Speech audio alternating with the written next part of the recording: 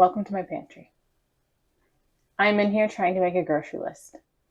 I need to go grocery shopping, but first we are going to head to the garden and see what kinds of vegetables we have before I make my meal plan and my grocery list.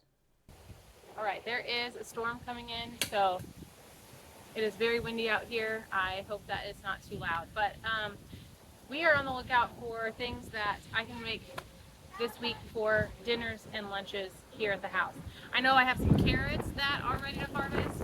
I have cucumbers, and I see a few peppers over here. So I'm just gonna go around, I'm gonna collect some stuff. I'm not harvesting to make a huge harvest haul. I'm harvesting things that are not gonna make it a few more days in the garden.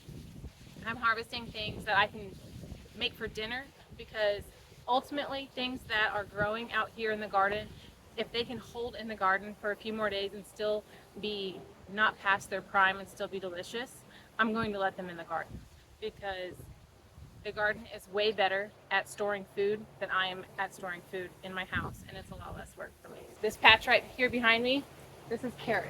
I'm going to go through and pick some of the carrots. I know my, I believe it's called the Oxheart Carrot is ready, because I was checking out a few of them the other day, and some of the Bolero carrots, they might be ready as well.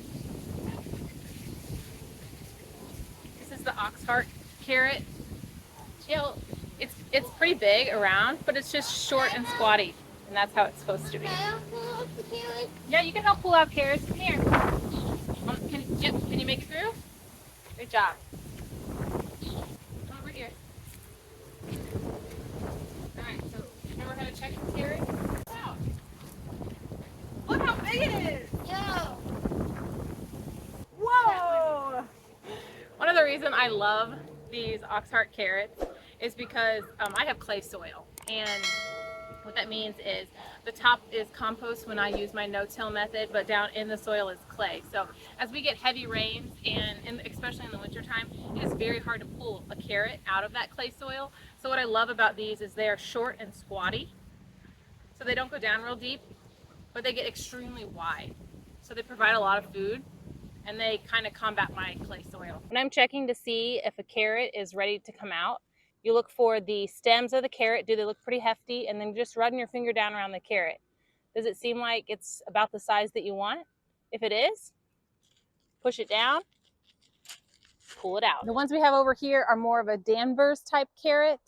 So I did have to go get my hori because they are stuck in the wet clay that's underneath it there. So what I do is I just stick my hori in away from the carrot, wiggle the soil around, push my carrot in, and see, it broke.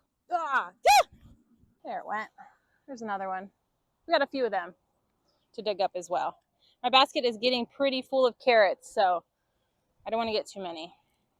All right, I see some trick peppers, some jalapenos over there that I need to pick, and some green beans. Let's keep going. Just a few little peppers on here. I have a couple cucumber salads in mind and a couple different carrots recipes in mind that I want to make. Just our standard bush variety of green bean here. And we're going to come over here and we're going to look at this giant early Jersey Wakefield cabbage that I have.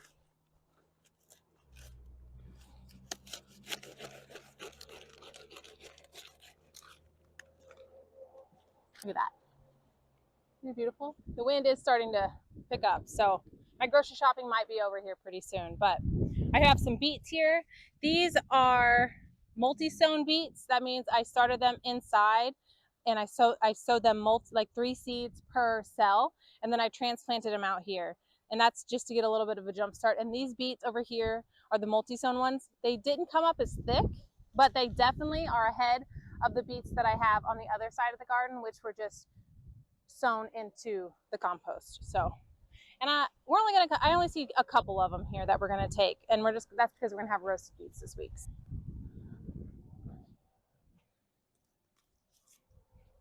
Just it's a medium, fresh eating kind. I like them mostly to store and also to can.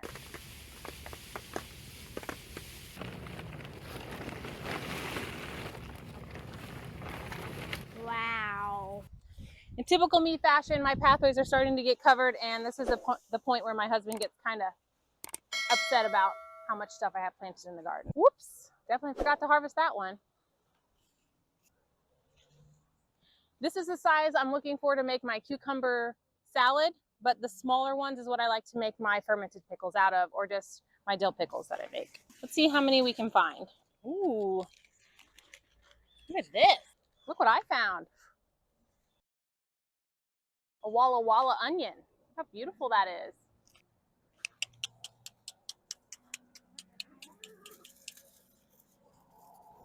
Now that I know what fruits and vegetables are at their peak, I know how to make my meal plan for the week. So we have carrots, beets, cucumbers, herbs here. We have a cabbage. We also have another basket full of mulberries. So I can take all of these ingredients and I can build my grocery list for the week. I let the garden tell me what I'm going to eat that week instead of me going to the grocery store first and then trying to figure out what to utilize out of the garden after that. Thanks so much for watching.